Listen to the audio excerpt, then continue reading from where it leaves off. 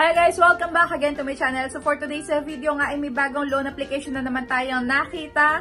At ito ay isang ads niya online.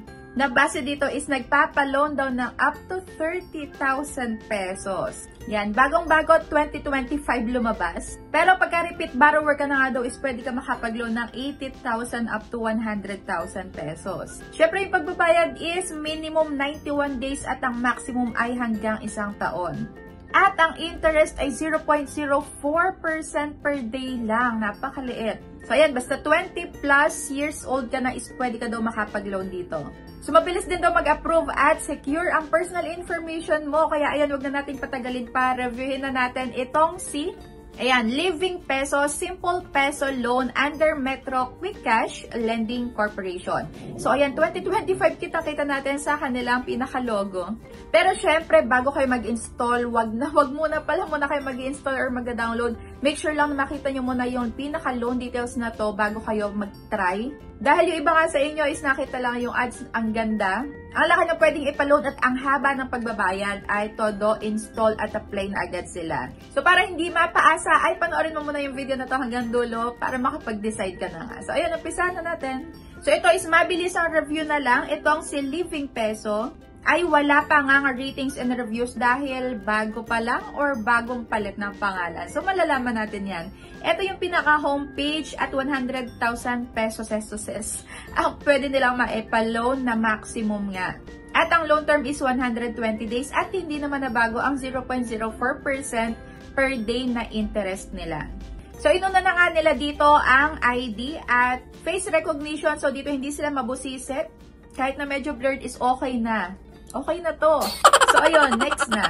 Ito nga pala yung mga ID. At ito yung mga sinagutan ko sa may personal information. So, ayan, mga common lang na sinasagutan natin. At naghahanap pa sila ng isang home phone. Pero, tinry ko namang ilagay is, yung pinang sign in ko is okay naman. Kasi, home phone number naman. At next is loan purpose. Meron ditong pamimilian na loan. So, yun lang yung pinili ko. At ito naman yung job information. So, dito is kahit na ano yung piliin ko kung student or unemployed, housewife, is kailangan mo pa ding ilagay ang company name, address, phone number ng company, at kung magkano yung sinasahod mo. So, next na nga is yung contact information. So, dito ang hinahanap lang is 3. At pagkayari na nga nun is sa may payment account information or kung saan mo matatanggap yung ilo-loan mo. Pero dito, lagi ko sa inyo sinasabi sa contact information, make sure lang na ipaalam nyo muna doon sa may tao na gagamitin nyo or yung number nila is gagamitin nyo or ilalagay nyo doon sa may ina-applyan yung loan para hindi sila ma-shock pagka merong biglang nag-text sa kanila at papaalala din na ikaw ay may utang na nga at kailangan mong bayaran yun. At eto na nga yung pinaka-inaabangan nating lahat, ang loan details. Ayan, talaga nga bang makakatulong itong si Living Peso or isa na naman pong paasang loan app. So, eto na nga po. At nakakaloka dahil nung natapos ko na lahat yung certification information ko or yung mga kailangan nating sagutan lahat is eto na ang lumabas. So, ang pangalan nila na Living Peso is na bago na, naging Ispera na. O, diba? Kaya sabi ko sa inyo, wag muna kayo nagpapaniwala. Loan app na to is bagong labas dahil maaaring sila ay nagbago lang ng pangalan every year. Kasi napapansin nyo ba, taon-taon talaga nababago yung pangalan ng mga loan app. So, kung may natatandaan kayong loan app na nagbago is comment down below para maging aware din yung iba. So, itong si Ispera is nagawan ko na din itong review at ayun, nagbago lang pala sila ng panghalan, Living Peso na. So, eto na nga yung loan details. Ako ay naaprobahan lang naman sa may 4,000 pesos. At ang loan term is, tama naman ang hinala ko, 7 days lang talaga siya. At nagtaas din ang kanilang interest rate, naging 0.5% na per day. So, dito sa 4,000 pesos, kung tatanggapin ko, ang mapupunta na lang sa may GCash ko is 2,400. At ang babayaran ko pa din is 4,000 pesos. Pero ang makakaltas nga is yung processing fee na 1,334 at yung total interest fee na 26. At meron pang risk control service fee na 240 pesos.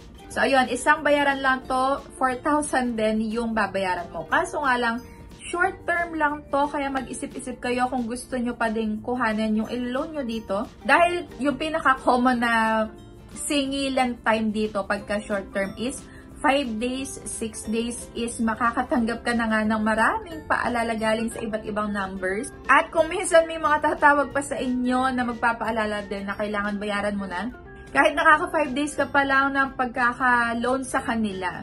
So kung kaya nyo bayaran ng within or before 7 days is i-push nyo. Pero para sa akin is hindi to recommended dahil sobrang laki ng makakaltas. At for sure dito, pagka nakalagpas ka ng 7 days, meron kang mare-receive dito na pananakot.